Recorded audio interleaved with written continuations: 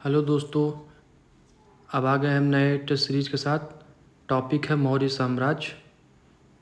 मौर्य साम्राज्य जो कि बहुत ही महत्वपूर्ण क्वेश्चन सेट है।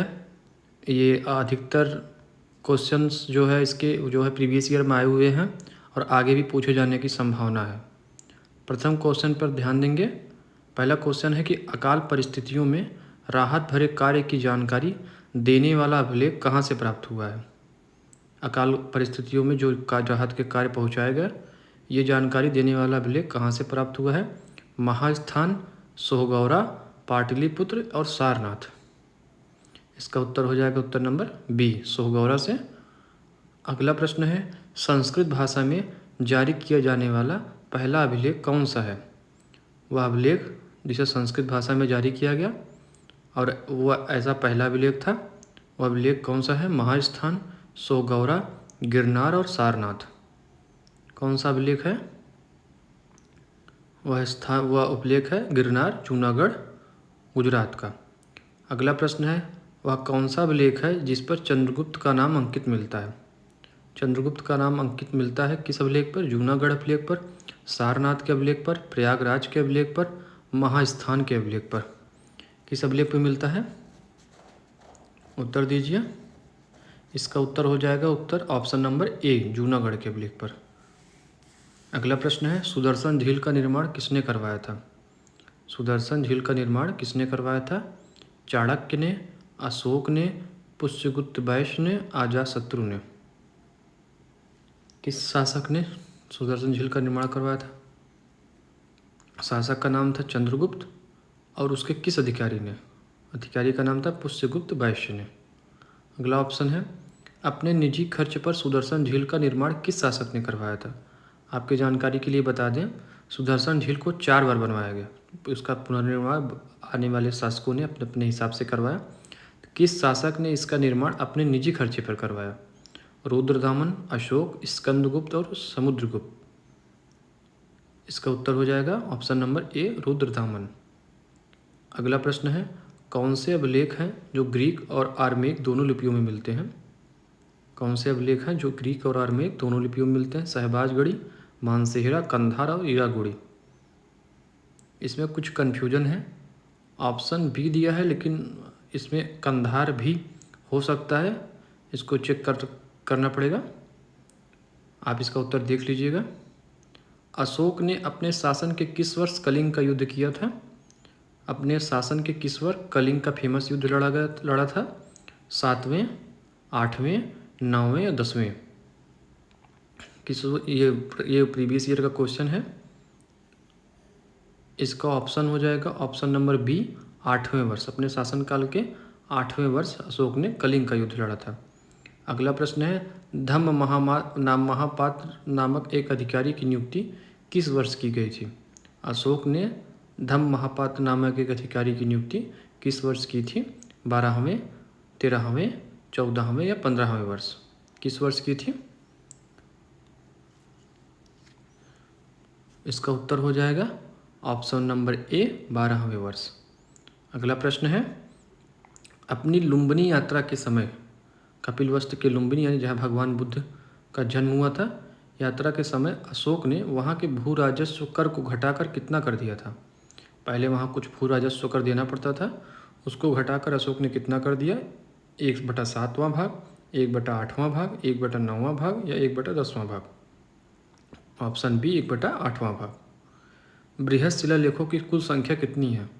अशोक के जो शिलालेख मिलते हैं उनमें जो बृहद शिलालेख है उनकी कुल संख्या कितनी है। 12 है, 13 है, 14 है या फिर 15 है। ऐसे बृहद शिलालेखों की संख्या कितनी है। इसका उत्तर हो जाएगा ऑप्शन नंबर ए, 12। अगला प्रश्न है, अशोक के किस शिलालेख से उसके पड़ोसी राज्य की जानकारी मिलती है। आपके ऑप्शन है प्रथम, द्वितीय, तृतीय या चतुर्थ। किस शिलालेख से उसके पड़ोसी राज्य जैसे कि पांड्य, चेर हैं, इनकी जानकारी मिलती है। वह शिलालेख है शिलालेख संख्या 2, यानी दूसरे शिलालेख से पड़ोसी राज्यों की जानकारी मिलती है। अगला प्रश्न है, धम्म महामात्र की नियुक्ति का जिक्र किस शिलालेख में प्राप्त होता है। महापात्र की नियुक्ति का जिक्र अशोक के किस शिलालेख से प्राप्त होता है? चौथे शिलालेख से, पांचवें शिलालेख से, छठे या सातवें शिलालेख से? जिसकी नियुक्ति अशोक ने अपने शासन के 12वें वर्ष की थी। ऑप्शन हो जाएगा बी, पांचवें शिलालेख से। अगला प्रश्न देखेंगे, दूसरा शिलालेख किस राज्य की जानकारी नहीं देता है? यानी दूसरे शिलालेख से जो पड़ोसी राज्यों की जानकारी मिलती है उनमें कौन सा ऐसा राज्य है जो इन पड़ोसी राज्यों में शामिल नहीं था? चोला है, पल्लव है, चेर है या पांड्य है? चोला, पल्लव, चेर और पांड्य, इसमें से कौन सा राज्य है जो उसमें शामिल नहीं था? आपका उत्तर हो जाएगा ऑप्शन नंबर बी, पल्लव। अगला प्रश्न है, सभी मनुष्य मेरी संतान है, यह जानकारी किस शिलालेख से प्राप्त होती है? यूपी पीसीएस का पेपर क्वेश्चन है प्रीवियस ईयर। पहले पृथक शिलालेख से, दूसरे पृथक शिलालेख से, सारनाथ के लेख से या फिर अभिलेख संख्या 6 से, यानी छठे शिलालेख से। इसका उत्तर हो जाएगा ऑप्शन ए, प्रथम बृहद शिलालेख से, पृथक शिलालेख से, सॉरी। किस अभिलेख में अशोक को देव नाम में प्रिय अशोक राजस कहा गया है? कौन सा अभिलेख है? गुर्जरा का अभिलेख, मास्की का अभिलेख, कंधार का अभिलेख या सोहगौरा का अभिलेख? और कौन सा अभिलेख है? मास्की, गुर्जरा, कंधार या सोहगौरा? उत्तर हो जाएगा बी, मास्की के अभिलेख से। अगला प्रश्न है, अशोक के मगध शासक होने की स्पष्ट जानकारी कौन सा अभिलेख देता है? अशोक मगध का शासक बन गया, इसकी स्पष्ट जानकारी कौन सा अभिलेख देता है? मास्की का अभिलेख देता है, गुर्जरा का अभिलेख देता है, भब्रू का अभिलेख देता है या फिर कंधार का अभिलेख देता है? ऑप्शन सी सही हो जाएगा, भब्रू का शिलालेख। अगला प्रश्न है, सारनाथ में स्थित स्तंभ पर स्थित चक्र में कितनी तीलियां स्थित है? 24, 25, 32 या फिर 33? 24, 25, 32 या फिर 33? इसका उत्तर हो जाएगा ऑप्शन नंबर सी, 32, यानी कि 32 तीलियां स्थित है सारनाथ में स्थित जो चक्र है। नागार्जुन की पहाड़ी पर किसने लेख अंकित करवाए थे? नागार्जुन की जो पहाड़ियाँ थी उस पर अंकित लेख किस राजा के थे? दशरथ, अशोक, चंद्रगुप्त या पार्थ? जो कि आजीवक को ध्यान दी गई थी। इस पहाड़ी को पर अंकित लेख दशरथ ने करवाए थे। ऑप्शन ए सही हो जाएगा। अगला प्रश्न है, ब्रजभूमिक नामक अधिकारी की जानकारी किस शिलालेख में होती है? 7वें शिलालेख में, 12वें शिलालेख में? ब्रजभूमिक नामक अधिकारी 7वें, 12वें, 13वें या फिर प्रथम शिलालेख में? आपका उत्तर हो जाएगा ऑप्शन नंबर बी, 12वें पृथक शिलालेख से ब्रजभूमिक नामक अधिकारी की जानकारी मिलती है। मछुआरे के बारे में जानकारी किस शिलालेख से मिलती है?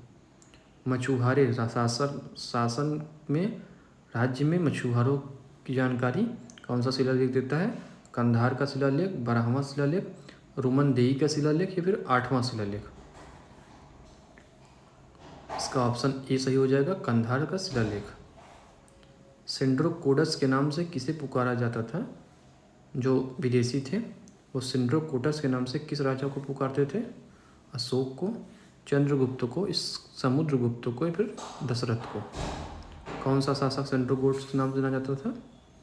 आपका ऑप्शन नंबर बी सही हो जाएगा, चंद्रगुप्त।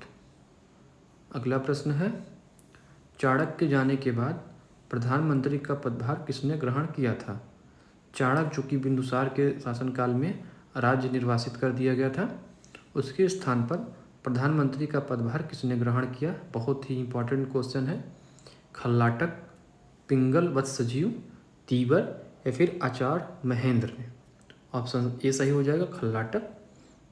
अगला प्रश्न है, निम्न में से कौन आजीवक मत का समर्थक था? कौन सा राजा था जो आजीवक मत का समर्थक माना जाता है? राजा अशोक, राजा बिंदुसार, राजा चंद्रगुप्त या फिर राजा समुद्रगुप्त? आपका उत्तर सही हो जाएगा option number B, Bindusara. Bindusara Ajivika मत का समर्थक था। इसके संस्थापक मक्खली गोसाल थे। कलिंग के युद्ध के समय वहाँ का शासक कौन था? कलिंग का फेमस युद्ध जब लड़ा गया तो अशोक और किस शासक के साथ बीच लड़ा गया था? शासक था खारवेल, नंदराज, जीवक या फिर संप्रति? कौन सा शासक था? आपका उत्तर सही हो जाएगा, उत्तर ऑप्शन नंबर बी, नंदराज के साथ। कलिंग का युद्ध लड़ा गया 261 ईसा पूर्व में।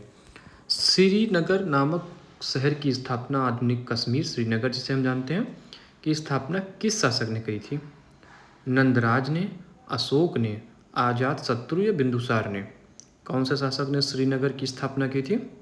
इसका ऑप्शन हो जाएगा ऑप्शन नंबर बी, अशोक ने श्रीनगर नामक शहर की स्थापना की थी।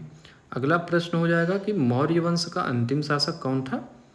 मौर्य वंश का अंतिम शासक कौन था? बृहद्रथ था, जीवक था, संप्रति था या कुणाल था? कौन था मौर्य वंश का अंतिम शासक? ऑप्शन ए सही हो जाएगा, बृहद्रथ, जिसकी हत्या पुष्यमित्र शुंग ने कर शुंग वंश की नींव डाली थी, इसलिए ऑप्शन ए सही हो जाएगा। अगला प्रश्न है, बड़ा प्रश्न है, अर्थशास्त्र में सबसे उच्च अधिकारी को तीर्थ कहा गया। अर्थशास्त्र यानी कौटिल्य की अर्थशास्त्र में तीर्थ कहा गया है। ऐसे कितने तीर्थों की जानकारी हमें अर्थशास्त्र में मिलती है, यानी ऐसे कितने अधिकारी थे? 12, 13, 18 या फिर 19? ऑप्शन नंबर सी सही हो जाएगा। ऐसे 18 तीर्थों की जानकारी अर्थशास्त्र देता है। अगला प्रश्न है कि सन्निधाता किस प्रकार का अधिकारी था, यानी वह क्या काम करता था? भू राजस्व वसूलने का काम था, कोषाध्यक्ष था, राजमहल का प्रधान था या चारागाह का प्रधान था? किस विभाग को देखता था सन्निधाता? ऑप्शन बी सही हो जाएगा, वो कोषाध्यक्ष था। टकसाल विभाग, करेंसी विभाग का अधिकारी किसे कहा जाता था? लावनाध्यक्ष को, लक्षणाध्यक्ष को, विविताध्यक्ष को या फिर अकाराध्यक्ष को? कौन सा था वह व्यक्ति जो टकसाल का हेड कहा जाता था? ऑप्शन बी सही हो जाएगा, लक्षणाध्यक्ष। लक्षणाध्यक्ष टकसाल विभाग का मुखिया था, ऑप्शन बी। अगला प्रश्न है, खान विभाग का प्रमुख कौन था? खान जो माइन थे, माइंस का जो हेड था वो कौन था? अकाराध्यक्ष था, विविताध्यक्ष था, गणिकाध्यक्ष था या पन्याध्यक्ष था? कौन सा हो जाएगा? इसका उत्तर दीजिए, बहुत ही अच्छा क्वेश्चन है। इसका उत्तर ऑप्शन नंबर ए में छुपा है, यानी अकाराध्यक्ष ही खान विभाग का प्रमुख होता था, तो ऑप्शन ए सही हो जाएगा। अगला प्रश्न है, उत्तरापथ की राजधानी क्या थी? अशोक के समय मौर्य साम्राज्य में हर दिशा की एक फेमस राजधानी थी, वैसे ही उत्तर पथ की राजधानी क्या थी? तक्षशिला थी, सुवर्णगिरी थी, पाटलिपुत्र थी या तोसील थी? आपको उत्तर देना है। बहुत ही अच्छा क्वेश्चन है, ये एसएससी में भी आया है और पीसीएस में भी आया है। इसका उत्तर हो जाएगा ऑप्शन ए, तक्षशिला। सही कथन का चुनाव करें, ये यूपीएससी लेवल का क्वेश्चन है, ध्यान से देखिएगा। जिले का शासन स्थानिक के हाथ में होता था, ये कथन एक कह रहा है। दूसरा कथन कह रहा है कि गोप जो कि स्थानिक के नीचे आता था, वो पूरे 100 गांवों के ऊपर शासन किया करते थे। जो गोप नामक अधिकारी होता था वो पूरे 100 गांव के ऊपर शासन करता था, ये कथन नंबर दूसरा कह रहा है। अब आपको इसमें उत्तर देना है, प्रथम कथन ही सही है, केवल दूसरा कथन सही है, या दोनों कथन सही है, दोनों कथन गलत है। अच्छा क्वेश्चन है, ध्यान से क्वेश्चन फिर से पढ़िएगा, फिर उत्तर देने का प्रयास कीजिएगा। क्या दोनों कथन सही हैं? क्या कोई एक कथन ही सही है या दोनों कथन गलत हैं?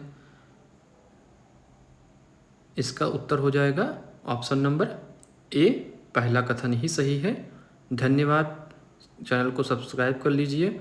आगे हम मिलते हैं फिर ऐसे ही बेहतरीन एमसीक्यू टेस्ट सीरीज के साथ। तब तक के लिए आप मेरा चैनल सब्सक्राइब कर लीजिए, लाइक कर लीजिए और बेल आइकन को दबा लीजिए। धन्यवाद।